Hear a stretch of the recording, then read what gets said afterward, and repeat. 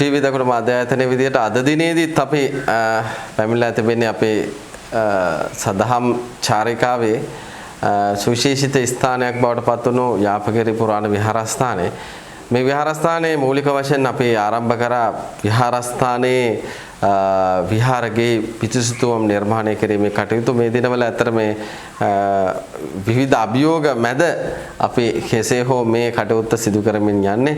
ඉතින් ඇත්තටම මේ සිතුවම් කලාව ගැන කතා කරොත් ගුරුතුමා මෙතුමා තමයි ඇත්තටම මේ විහාර සිතුවම් කලාව සිදු කරන්නේ. ඔබට මේකේ තියෙන විශේෂත්වයන් ගැන කතා කරොත් ඇත්තම මහත්තයා මේ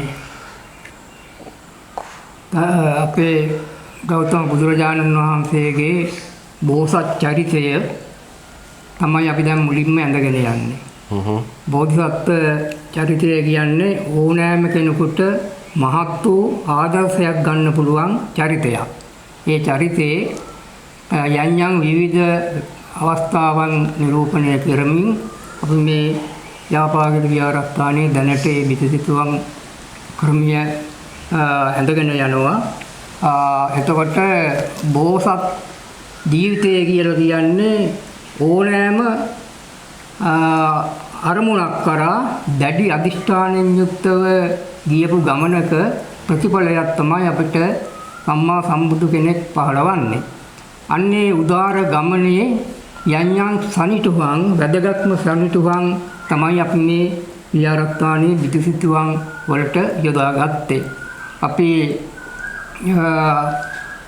යම් කෙනෙක් දැඩි අධිෂ්ඨානයෙන් යුක්තව ඕනෑම අරමුණක් කරා ගමන් කිරීමට මහත් වෙහෙසක් අරගෙන යනවා නම් ඒ අරමුණ ඒකාන්තයෙන්ම ඕනෑම කෙනෙකුට ජය ගන්න පුළුවන්. ඒක බෝධිසත්ව චරිතේ මනාව පැහැදිලි වෙන අවස්ථා තමයි අපි නිරූපණය කරලා තියෙන්නේ. එතකොට අනාගත දූ දරුවන්ට මේ විහාරස්ථානයට පැමිණෙන දුවාල පුතාලට මේවා ආදර්ශයට අරගෙන තමන්ගේ චරිතය තමන්ගේ ගමන් මඟ හරියාකාරව මෙහෙवला තමන්ගේ අරමුණු කරා ගමන් කිරීමේ හැකියාව තියෙන එවැනි වැදගත් සිද්ධීන් අපිට විහාරස්ථානයේ සනිටුහන් කිරීමට ගරුතර අපේ ලොකු ස්වාමීන් වහන්සේගේ අවවාද අනුශාසනා මුල් කරගෙන ඒ විදිහේ දුවා දරුවන්ට ඉතාමත්ම තම ජීවිතයට වැදගත් වෙන අවස්ථා රාශියක් තමයි නිරූපණය දැනට අපි කරගෙන යන්නේ. දැන් බෝසත් චරිතයේ අපි ඉතාමත්ම වැදගත් සිද්ධීන් රාශියක් දැනට විදසිතුවම් කරලා තියෙනවා. ඊළඟට අපි දෙවෙනි අවස්ථාවේදී බලාපොරොත්තු වෙන්නේ සම්බුදු චරිතය. බුදුරජාණන් වහන්සේගේ සම්බුදු චරිතය. ඒ සම්බුදු චරිතයේ ඉතාමත්ම වැදගත් සිදුවීම් අපේ දුවාල පුතාලට ආදර්ශ ගන්න පුළුවන් හොඳ අවස්ථාවක්. අන්න එවැනි සිද්ධීන් රාශියක් ඊළඟට අපි නිරූපණය කිරීමට චිත්‍ර වශයෙන් කලෙලි දැක්වීමට බලාපොරොත්තු වෙනවා. අපේ විහාරාධිපති ලොකු ස්වාමීන් වහන්සේගේ අවවාද අනුශාසනා අනුදැනුම ඇතුව. එතකොට මේ සත්කාරයට උර දීලා කටයුතු කරන අපේ මේ දිදුල නාලිකාවේ අපේ මහත්මයාටත් ටීවී දකුණ නාලිකාවේ අපේ මහත්මයාටත් මේ අවස්ථාවේදී විශේෂයෙන්ම අපි ස්තුතිවන්ත වෙන්න ඕන. මෙවැනි ඉතාමත්ම බැරෑරුම් ඉතාමත්ම විශාල වියදමක් යන කටයුත්තකට අතහිත ගහලා මේ ටික ටික හරි කරගෙන යාම පිළිබඳව අපි බෞද්ධයෝ වශයෙන් ඇත්තෙන්ම අපේ කෘතඥතාවය අපේ සතුටේ මහත්මයාට පර කරනවා. දීර්ඝායුෂ සම්පන්නිය ප්‍රාර්ථනා කරනවා. ඉතින් අපේ ලොකු ස්වාමීන් වහන්සේලාත් අපි ගෞරවයෙන් ආරාධනා කරන වචන දෙකක් මේ අවස්ථාවේදී ප්‍රකාශ කරන්නයි කියලා. විශේෂයෙන්ම මම කැමති ඔබතුමාත් එක්ක කතා කරන්න. මොකද්ද මේ තියෙන සාම්ප්‍රදාය විවිධ සාම්ප්‍රදායන් තියෙන චිත්‍රවල ඔබ මේ යොදාගන්නේ කුමන සාම්ප්‍රදායක්ද? දැන් අපි විහාර චිත්‍ර කර්මාන්තයේ නොයෙක් විදිහේ මේ චිත්‍ර අපිට දකින්න ලැබෙනවා. ඒිනුත් අපි මේ ත්‍රිමාන රූප මුල් කරගෙන ස්වාභාවික පරිසරයක් පෙන්වුම් කරන එවැනි පරිසරයකට ගැළපෙන චිත්‍ර තමයි අපි දැනට නිර්මාණය කරගෙන යන්නේ. එතකොට මේවට අපි කියනවා ත්‍රිමාන රූප කියලා. එතකොට පිටිසිතුවම් කලාවේදී නොයෙක් විදිහේ ක්‍රමයක එක්කින අනුගමනය කරනවා. එයිනුත් අපේ පැරණිම විහාර චිත්‍ර කර්මාන්තයෙන් කරගෙන ආපු චිත්‍ර කලාවක් තමයි මේ ත්‍රිමාන රූප නිර්මාණය. එතකොට ඒ ක්‍රමය තමයි අපේ ගුරුකුලයේ යනුව අපි දැනට මේ ඇඳගෙන යන්නේ ක්‍රියාත්මක කරන්නේ. ඔව් විශේෂයෙන්ම අපි දැක්කහම මේහි වර්ණ සංයෝගය ගැන කතා කරද්දී ඇත්තටම වර්ණ සංයෝගයත් ඊටම ස්වාභාවික සබාදහමේ අපිට අස්මානේ දකින්න පුළුවන් වර්ණ තමයි ඔබ වැඩිපුර යොදාගෙන තියෙන්නේ අපිට පේන විදිහට. ඉතින් මේ අභියෝග තත්වයන් ඇතුලේ වුණත් ඇත්තටම ඔබට නූතන චිත්‍ර බිතුසිතුවම් කලාව ගැන මොකද හිතන්නේ? විහාර බිතුසිතුවම් කලාව ගැන අලුත් සාම්ප්‍රදායන් බිහි වෙලා තියෙනවා. ඒක ගැන ඔබට තියෙන අදහස මොකක්ද? ඇත්තම ඒක නම් යම් ස්ථානවල අපිත් ඒක හුඟක් දැක්කා. නමුත් ඒක අර දකින්නාගේ ප්‍රසාදයේ එළවන විදිහට තනිටුවන් වෙන්නේ නැහැ. ඒ කියන්නේ සජීව ජීවමාන රූපයක් විදිහට යම් කෙනෙකුගේ නැත ගැටුණොත් තමයි අපිට යම් කිසි විදිහේ පහන් සංවේගයක් ඒ පිළිබඳව ඇති වෙන්නේ. එතකොට ඒවා අර පැරණි කාලේ එදා අපේ රජදරුවන්ගේ ඒ රාජාභරණ, ඒ පරිසරය, ඒ ඔතුණු, ඒ ආදී දේවල් ඒ ආකාරයෙන්ම පෙන්වීම තුළින් අපිට අපේ මේ පැරණි අතීතය ඒ වගේම අපේ දියුණු අතීතයත් පිළිබිඹු වෙනවා. ඒකම ඒවා මම හිතනවා අනිත් චිත්‍රවලට වඩා ඉදිරියෙන් අද වෙනතුරු පවතිනවා කියන එක අපිට කියන්න පුළුවන්. ඔව් විශේෂයෙන් අපිට පේන දේ තමයි තාමත්ම ඒ වගේම මේ විහාර කර්මාන්තයේ විවිධ ලියවැල් රටාවන් තියෙනවා. විශේෂයෙන් අපිට දකින්න ලැබෙනවා නුවර යුගයේ සිතුවම් කලාව ගත්තොත් මෙවැනි ආකාරයේ අපි දකිනවා ලියවැල් සාම්ප්‍රදායන්. ඔබ යොදාගත්තු ලියවැල් සාම්ප්‍රදායන් සහ ඒ ඉතිහාසගත තත්ත්වය මොකක්ද? ඔය දැන් ලියවැලේ කියන්නේ දැන් විහාර කර්මාන්තයකට අවශ්‍ය කරන අංග තියෙනවා 4ක් පමණ. දිව්‍ය, උද්භිද, ඔය ආදී වශයෙන්. එතකොට දිව්‍ය, උද්භිද, සත්ව, නිර්ජීවී කියන. එතකොට නිර්ජීවී කියන ගණයට තමයි මේ ලියවැල් ක්‍රමය අයිති වෙන්නේ. එතකොට විහාරස්ථානයක යම් සිතුවමක් කිරීමේදී ඒ විහාරස්ථානයේ අංග සම්පූර්ණ වීමට නම් ඒ අංග 4ම යුක්තව සමන්විත වෙන්න ඕන. එතකොට දිව්‍ය කියන්නේ ඊරහඳ දෙක. ඊරහඳ දෙක දැන් අපිට මේ විහාරස්ථානයේ දැනට අපිට ඒක අඳින්න බෑ. මොකද ඉස්සරහා මකර තොරණක් ඇඳලා ඒ තුලින් තමයි ඒ දිව්‍ය කියන සම්ප්‍රදාය පිළිබිඹු කරන්න සිද්ධ වෙන්නේ. ඒ වගේම සත්ත්ව කියන ගණයට අයිති වෙන නොයෙක් විදිහේ මකරා ඔය ආදී මකරාගේ දැන් තියෙනෝනේ සත්තු 7 දෙනෙකුගේ සංකලනයක් නේ. ඔව්. ඒ සත්තු 7 දෙනාගේ සංකලනය ඇතුව මකර රූපයක් නිර්මාණය කරාම අන්න සත්ත්ව කියන ගණය සම්පූර්ණයෙන්ම විහාරස්ථානයේ පිළිබිඹු වෙනවා. ඒ වගේ එකක් තමයි උද්භිද කියන්නේ. උද්භිද කියන්නේ නොයෙක් විදිහේ පැලෑටි ಜಾති, ගස් කොළන්, මල් ඔය ආදී දේවල් වලින් යොදාගත්තා වූ වර්ණ රටාවක්. අන්නේ රටාව තමයි ලියවැල් කියලා කියන්නේ. එතකොට මේ ලියවැල් ක්‍රමයක් එදා පැරණි යුගයේ ඉඳලම විහාරයේ කර්මාන්තයට අපේ පැරණි ශිල්පීන් යොදාගත් අවස්ථාවක්. යම් රූපරාමු, ඒ වගේම ලීස්තර, ඒ වගේම විහාර වටරවුම අලංකාර කිරීම සඳහා නොයෙක් විදිහේ ලියවැල් ක්‍රමයක් යොදාගෙන තියෙනවා. ඒක ඉතින් කලාකාරයාගේ දක්ෂතාවය අනුව තනේ හැටියට ලියවැලේ යම් විවිධ අවස්ථාවන් වෙනස් කර ගැනීමේ හැකියාව තියෙනවා. නාමශීලී භාවයක් තියෙනවා විවිධ තැන්වල. දැන් අපි ගත්තොත් මේ බිත්තියේ යම් විවිධ ස්වභාවයන් තියෙනවා. ඒ ස්වභාවයන් වලට ගැළපෙන විදිහට ඒ දේවල් වෙනස්කම් කරන්න පුළුවන් කියන කාරණය තමයි මෙතුමා ප්‍රකාශ කරන්නේ. විශේෂයෙන් අපි ආරාධනා කරනවා ඇත්තටම විහාරස්ථානයේ විහාරාධිපති අපේ අරිය විලාස ස්වාමීන් වහන්සේට විශේෂයෙන්ම මේ සිදුවෙන සිතුවම් කලාවත් සමග උන්වහන්සේගේ විහාරස්ථානයේ තමයි අපේ හඳුර මේ හැරයට වඩින්නේ මේ නිර්මාණය වෙන්නේ. ඉතින් අපේ හඳුරන් වහන්සේ දිගු කාලයක්මත් නෙමෙයි නේද හඳුරට? දැන් වසර කීයක් වෙනවද වහන්සේ මේ විහාරස්ථානයට වැඩම කරලා? 21ක් වගේ කාලයක්. 21ක්. ඔව් 21ක් වගේ කාලයක් තුළ තිබිච්ච ප්‍රධාන දෙයක් තමයි විහාර බිතුසිතුවම් ටික නිර්මාණය කිරීම. ඉතින් කුමන අභියෝග කොවිඩ් ප්‍රශ්න මේ හැම අභියෝගයක් ඇතුළෙම අපි උත්සාහ කරනවා කෙමෙන් හෝ මේ කටයුත්ත ටික හරි අපිට කරන්න අපි ආත්ම ශක්තියෙන් ධෛර්යයෙන් කෙසේ හෝ කරන්න අදිෂ්ඨානය තමයි අපි හැම විටම තියෙන. අපි ඔබට කිව්වදී සංඝවත්තම සදහම් මන්දිරය පවා අද වෙද්දී අවසාන කටයුතු ටික තියෙන්නේ. වහල සකස් කිරීමේ කටයුතු අපි අවසන් කරා.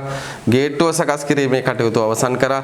අපිට දැන් තියෙන්නේ පොළවේ රතු සිමෙන්ති ටික යොදා විහාරස්ථානයේට විශේෂම ශාසනය වෙනුවෙන් තමයි අපි මේ හැම කටයුත්තක්ම කරන්නේ.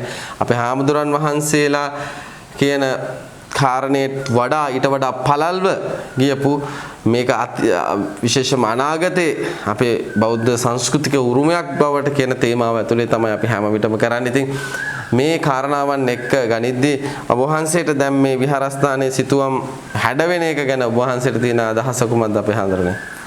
සිදුනාටම තෙරුවන් සරණයි. ඇත්තටම නිකන් සුදු පාට බික්කියක් තිනට වඩා එන දරුවෙකුට දහම් පාසල් අපි දහම් පාසල් ආයතනයක් දහම් පාසලක් තියෙනවා. ඉතින් අනාගත පරපුරට මේ දිහා බලලා ලොකු ආදර්ශයක් ලබා ගන්න පුළුවන්.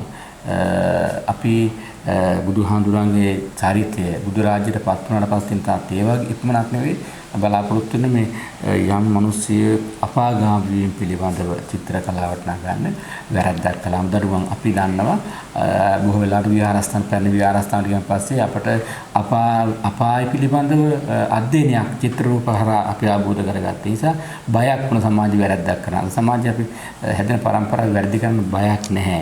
ඉතින් බය වෙන්න ඕන. ඇත්තටම මේ බුදුදහමේ උගන්වන ආකාරයේ අපි අවබෝධ කරගෙන යථා ස්වභාවයෙන්ම වැරද්දක් කළා මේකට දැනුම ලැබෙනවා. අපි දන්න සමාජීය වැරද්දක් කළ නීතිමය දැනුම වගේම සබාධාර මනුස්සයා වැරද්දක් කරන සබාධාර දැනුම හම්බ වෙනවා. අන්නේ දැනුම ලැබෙන ආකාරය පිළිබඳ චිත්‍ර කලාව වලින් අපි පෙන්වන ඒ පරම්පරාවේ දරුවන්ට විශාල ආදර්ශයක් වැරදි නොකර ජීවිතය හදාගස්වා ගන්න. ඔව් විශේෂයෙන් අපේ හාමුදුරන් වහන්සේගේ පැවිදි ජීවිතයේ විශේෂයෙන්ම අපි දකින ග්‍රාමවාසී ස්වාමීන් වහන්සේගේ භූමිකාවකට එහාට ගිහින් උන්වහන්සේ යම් ආකාරයක ජීවිතය සහ බුදුදහමෙන් උපවත් වෙච්ච සැබෑ වූ ගැඹුරුතර ප්‍රතිපත්තින් මාලාවන් මේ දිනවන් වල අනුගමනය කරමින් උන්වහන්සේගේ ජීවිතය බෞද්ධ දර්ශනය තුළින් උපවත් කරගන්නවා. ඉතින් ඒ தත්ත්වයන් තියේදී ඔබ වහන්සේ බොහෝ දුරට මේ දේවල් අතහැරීම තමයි ඔබ වහන්සේ විශේෂයෙන්ම ඔබ වහන්සේගේ භික්ෂු ජීවිතය තුළ මා දක්වපු විශේෂිතම කාරණේ බවට පත් වෙන්නේ. අනික් ස්වාමීන් වහන්සේලාට සාපේක්ෂව අපේ හාමුදුරන් වහන්සේ බොහෝ විට ජීවිතේ උගන්වනවා අතහරින්නේ කොහොමද? අතහැරීම තුළ සතුට ඇති වෙන්නේ කොහොමද? දැන් ඒ தත්ත්වයන් ඇතුලේ දැන් අපි මෙහි යම් ආකාරයක අපේ හාමුදුරනේ මේවා සිතුවම් නිර්මාණය කරනවා. මේ දේවල් ඇතුලේ ඔබ වහන්සේ සමාජයට දෙන පණිවිඩය මොකක්ද හාමුදුරනේ? ඇත්තටම මේ චිත්‍ර කලාව මම කරන එක ඇතර දා තිබ්බේ. ඒතර ආසාවක් තිබ්බේ නෑ කරන්න ඕන කියලා. නමුත් අපේ කැලුම් බුද්ධමාන මහත්මයාගේ කැපකිරීම තුමා හරි ආසාවක් දැක්ව මේක වැඩ නිමා කරමු. විහාර මණ්ඩල ලස්සනට නිර්මාණය කරමු. මේක හොඳට හදන්න ඕනේ කියන අදහස් සංකල්පනාවත් එක්ක තමයි මම මේකට වැඩිහත් උනේ.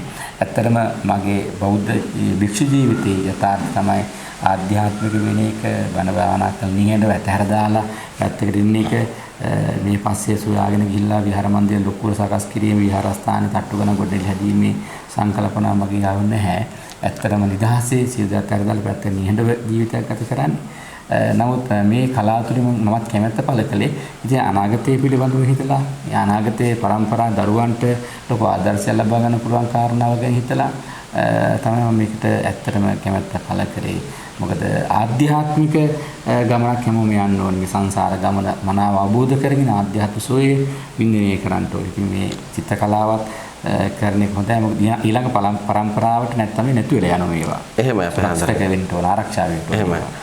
විශේෂයෙන්ම අපේ හාමුදුරුවෝ කියන්නට අවසරයි. අපේ හාමුදුරුවනේ මේ ඔබ වහන්සේ ඇත්තටම හොඳ කියන්නේ යම් සංඝාවාස ගොඩනැගිල්ලක් තියාගෙනත් උන්වහන්සේ ඇත්තටම මේ ජීවිතේ වෙනස්කම් කරන්න උන්වහන්සේ දැනට වැඩ වාසය කරන්නේ බොහොම සරලව ගොඩනැගිච්ච මැටියෙන් සකස් කරගත්තු අපිට අර පැරණි පුරාණ ඉතිහාසයේ ගමක් ගත්තොත් ගම්වල තියෙන මැටි නිවසක් වගේ සංඝාවාසයේ කුටියක තමයි අපේ හාමුදුරන් වහන්සේ මේ වැඩ වාසය කරන්නේ දැන්. මේ වගේ ඔබ වහන්සේගේ ජීවිතයේ මේ මාරු වීම ඔබ වහන්සේ ඇත්තටම මේ කියන ජීවිතයත් එක්ක මේ සංඝාවාස මේ සිමෙන්ති මේ කියන භෞතික මේ කියන කොන්ක්‍රීට් ලෝකයේ තුල ඔබ වහන්සේ යම් කාලයක් වැඩ වාසය කරා. උන්වහන්සේ දැන් සෝබාදහමත් සහ මේ පරිසරයේ සෝබාදහමත් එක්ක නිර්මාණය කරපු ජීවිතයේ එක්ක මේ දෙක අතර තියෙන හාමුදුරනේ වෙනස ඔබ වහන්සේට දැන් දැනෙන්නේ කෙසේද අපේ හාමුදුරනේ අවසර?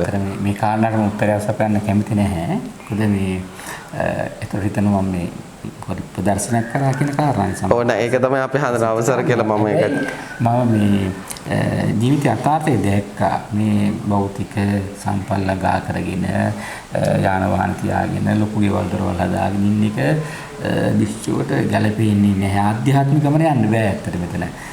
බැනින් ගොඩක් හදාගත්තා පස්සේ ආධ්‍යාත්මික ගමන යන්න බෑ කියලා තේරුණා. වල බැනින් ගොඩක් නෙන්නේ අපිට ඒ ගමට පොතපතා පරිශ්‍රණය කරමින් බණ භාවනා කරන යන බැ නිසා තමයි ඒක අතහැර දාලා වෙනම තනස් හදා සකස් කරගෙන එතෙන්ට වෙලා දවස් වැඩි කාලයක් එතන ගත කරන්න කල්පනා කරේ. මොකද එතන අපට පුළුවන් පුනිදහස් ලබා ගන්න පුළුවන් ඒ බණ භාවනා කරමින් ආධ්‍යාත්මික ගමන. ඉතින් හැම කෙනාට මේ කර්තව්‍ය කරන්න බැරි වෙයි. හැබැයි උත්සාහවන්ත වෙන්න ඕන අපිට නිහඬව ලෝකයට ප්‍රකාශ කිරීම පරදා කියාවලියක් නෙවෙයි. එහෙමයි අපේ. හිතලා තම තමන් ගමන සකස් කරන්න නිසා තමයි මේ වගේ. එහෙමයි අපේ හදලා. ඇත්තටම අපේ මේ ප්‍රේක්ෂක ජනතාවට ජීවිතය ගැන අර්ථයක් දීම කියන දැඩිතර අදහස මගේ හිතේ තිබුණු නිසාම තමයි අපේ හාමුදුරන් වහන්සේගේ ඒ අදහස ඔබට මම ප්‍රකාශ කරේ උන්වහන්සේගේ අවසර සහිතව. විශේෂයෙන්ම අපිට ඕනකමක් තියෙන්නේ ජීවිතේ මොකද්ද කියන එක ඔබට කියන්න. මේ ජීවිතේ වෙනස් වෙන විදිහ කොහොමද? ඇත්තටම සුවයක් තියෙන්නේ කොතනද කියන එක අපිට සමාජයේ ඉදිරියේ කතා කරන්න ඕනම නිසා තමයි අපි මේ අදහස ඇත්තටම කතා කරේ. ඉතින් අද දවසේත් අතර මේ කටයුත්ත වෙනුවෙන් ඇත්තටම අපිට කියනවා අපේ හැමදෙරේ මොනෝhari දෙයකට යොදන්න. ඉතින් මම කියන්නේ යෝජනා කරන්නේ මේ වගේ උතුම් ඓතිහාසික කටයුත්තක් වෙනුවෙන් අපි එකතු වෙමුයි කියන යෝජනාව තමයි ඇත්තටම අපි කියන්නේ. ඉතින් කැනඩාවෙන් අපේ නෝනා විශේෂයෙන්ම ඇයගේ පුංචි අම්මා වන ලීනා පෙරේරා අම්මට ජූනි 29 වෙනිදා නැති වෙලා මේ මිය පරලෝකයේ පුංචි අම්මා වෙනුවෙන් අපිට උදව් උපකාර කර මං කිව්වා. ඉතින් කැනඩාවේ අපේ නෝනට මෙන්න මෙවැනි උතුම් සත්කාරයක් තියෙනවා. මේ අපි මේ සඳහා යොදන්නම් කියන කාරණේ ඉතුමේ ඊටාම සතුටු වුණා. මේ වගේ උතුම් කටයුත්තක් අපිට ඊටාම නිදහස ලබා දීලා තියෙනවා. මේ තියෙන කටයුතු වෙනුවෙන් කළමනාකරණය කරගනිමින් මේ හැම දෙයක්ම සිදු වෙන්න ඕන.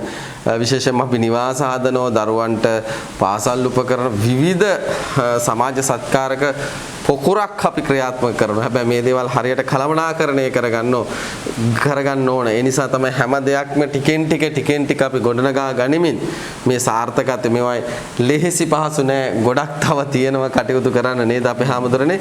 ඉතින් මේ හැම අභියෝගයක් ඇතුළෙම අපි කෙසේ හෝ බලනවා මේට සාධාරණත්වය එකතු කරන්න. ඒ වගේම ඉතාලිය අනූපම අම්මා ලංකාවේ කඩවත ප්‍රදේශයේ මුදිත දේශාන් ලියනගේ දරුවා අසනීප තත්ත්වයෙන් ඉන්නේ නිරෝගී සම්පන්න භාවය ප්‍රාර්ථනා කරලා මමම යෝජනා කරේ අම්මා අපි මේ වැඩේට යොදාගමුයි කියලා. ඉතින් ඔබට අපි ආරාධනා කරනවා කෙසේ හෝ අපිට තව ටිකක් තියෙන්නේ බිත්ති 1 2 3ක් වගේ තියෙනවා. හැබැයි තවත් තියෙනවා බිත්ති විශාල ප්‍රමාණයක්. ඉතින් අපිට පුළුවන් ප්‍රමාණයකට කොහොම හරි මේක ඇදගෙන යන්න තමයි අපේ අදිෂ්ඨානය.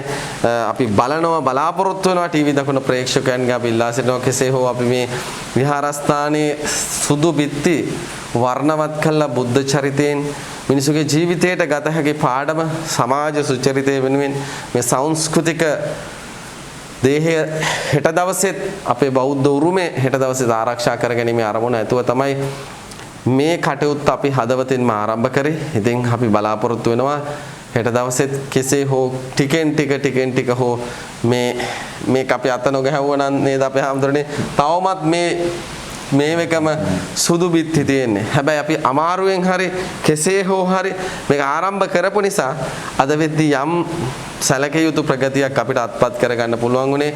ටීවී දකුණ ප්‍රේක්ෂකව හදවතින්ම අපිට ඒක ආශිර්වාදයෙන් එකතු වුණොත් අපිට මේ සුදු බිත්ති වර්ණ කළා මිනිසුන්ගේ ආධ්‍යාත්මික ලෝකය පොහොසත් කරන්නට යම් sannivedanaත්මක දේවල් එකතු කරගන්න පුළුවන්. බුද්ධ චරිතයේ තියෙන වටිනාකම් කොහොමද මේ අපේ උරුමය අපේ චිත්‍ර සම්ප්‍රදායන් අපේ කියන කම තමයි මෙතන අපිට විදහා පාන්නේ. ඉතින් මේ දේවල් අපේ සංස්කෘතික මිනිස්සු වගේම පුරවැසියන් විදියට හෙට දවසේ අරගෙන ගියොත් තමයි අපිටම කියලා දෙයක් තියෙන්නේ කියන එකයි අපි විශ්වාස කරන්නේ. ඉතින් අද දවසෙත් මේ උදව්පකාර කරපු හැම දෙනාටම නිදුක් නිරෝගී භාවයේ චිරජීවනයේ හදවතින් ප්‍රාර්ථනා කරනවා. අපේ හැමදෙරේ මෙවැනි උතුම් සත්කාර කරන හදවත් ගැන ඔබ වහන්සේට තියෙන හැඟීම. ඇත්තටම ඒ වගේ සිතුවිල්ල පහළ වෙන්නේ නෑ හැමෝටම. මේ වගේ සත්කාරයක් සඳහා උදව් කරන්න ඕන කියන එක. ඉතින් බොහෝ වෙන ප්‍රසිද්ධිය සඳහානේ මේ වගේ පින්කම් වලට සහභාගී වෙන්නේ. එහෙමයි. ඇති වෙන්නේ. මොකද එහෙම නැතුව ඊටම සත්භාවයෙන් යුක්තව මේ විහාර කර්මාන්තය අපේ බෞද්ධ සම්පූර්ණ ආරක්ෂා කරන්න ඕන කියන සැබෑ හැඟීමෙන් යුක්තවයි ඔය මේක දායක වෙන නිසා අපි ඒ දායක වෙන්නව සම්දනාට ඉන්දුව සම්පත්‍ය ප්‍රාර්ථනා කර සංසාර ගමන ඔබ කරන් ලැබු ලොකුම මහ පින්කමකට දායක වෙලා තියෙන නිසා ඒ දරුවන් ඉන්දුව සම්බන්ධභාවය දෙමාපියන්ට ආදි මේ වෙනි උදව්පකාර සියලු දෙනාට අපි තුලන්ගේ ආශිර්වාදය දේව රැකවරණය ආශිර්වාදේ ප්‍රාර්ථනා කරනවා. හොඳයි අපේ හඳුරන්නේ. ඉතින් හෙට දවසේ බලාපොරොත්තු වෙන මේ සිතුවම් කලාව ඉදිරියට සිදුවෙන ආකාරය පිළිබඳ දැනුවත් කිරීම අපි ආරාධනා කරනවා. ඔබටත් හැකියාකාරයෙන් අපිට මේ සුදු බිත්ති වර්ණවත් කළා ජීවිතේ පුදුමාකාර සතුටක් ලබන්න. ඔබට මියන මොහොතේ දැනෙනවා ඇත්තටම මම විහාරස්ථානයක බිතුස්දුවන් නිර්මාණය කිරීම වෙනුවෙන් මට කැප වෙන්න පුළුවන් වුණා. ජීවිතේ තියෙන සතුට පමණයි. ජීවිතේ සැහැල්ලුව පමණයි තියෙන්නේ. ඒක අර්ථවත් කිරීම අදහසින් අපිට කතා කරන්න ටීවී දකුණු මාධ්‍ය ආයතන අපි කෙසේ හෝ හැම දෙයක්ම අපි ටිකෙන් ටික තමයි අපි කරලා තියෙන්නේ. ඉතින් අපිට ශක්තියක් ධෛර්යයක් එකතු කරන ටීවී දකුණු පවුලේම හදවත් තියෙන බෞද්ධ සිත් ගැන දකින යහපත් දේ වෙනුවෙන් හැම විටම එකතු වෙලා ඉන්න අපි හැමතෙම යුතුයකමක් සහ අපිට හැකියාවක් තියෙන මේක වෙනස් කරන්න ඒක තමයි වඩාත්ම හොඳ. ඉතින් අද දවසේත් රැඳී සිට බොහොම ස්තුතියි. අපි හෙට දවසේ බලාපොරොත්තු වෙන මේ විහාරස්ථානයේ සිදුවෙන මේ උතුම් පින්කම ගැන දැනුවත් කිරීමේ අදහසින් අදට සමගන්නවා බොහොම ස්තුතියි. මේ වගේ වීඩියෝ දිනපතා නරඹන්න අපේ channel එක subscribe කරන්න.